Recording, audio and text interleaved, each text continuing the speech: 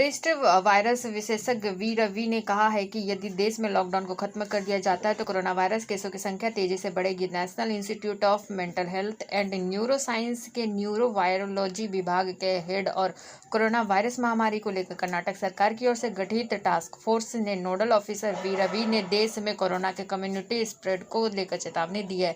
Media report के मुताबिक we Ravi ने कहा, देश में यदि 31 मई को लॉकडाउन 4.0 की समाप्ति हो जाती है तो जून से कोरोना वायरस केसों की संख्या तेजी से बढ़ेगी और सामुदायिक स्तर पर प्रसार होगा। उन्होंने कहा कि दिसंबर के अंत तक देश की आधी जनसंख्या संक्रमित हो सकेगी। हालांकि 90% लोगों को यह पता नहीं चलेगा कि उन्हें कोरोना संक्रमण हुआ था। उन्होंने कहा केवल 5 से 10% केसों में हाई फ्लो ऑक्सीजन की मदद से इलाज की हो जाएगी और केवल 5% को वेंटिलेटर की आवश्यकता होगी।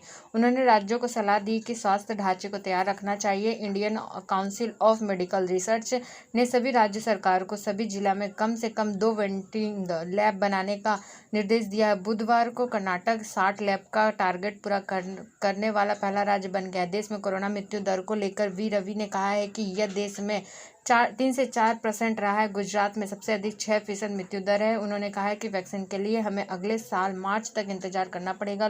लोग सभी तरह की सावधानी रखते हुए कोविड-19 के साथ जीना सीख से जाएंगे। कोरोना वायरस इबोला, मार्स और सार्स की तरह जानलेवा नहीं है। गौरतलब है कि देश में कोरोना वायरस संक्रमण को रोकने के लिए 24 मार्च से लॉकडाउन लागू है।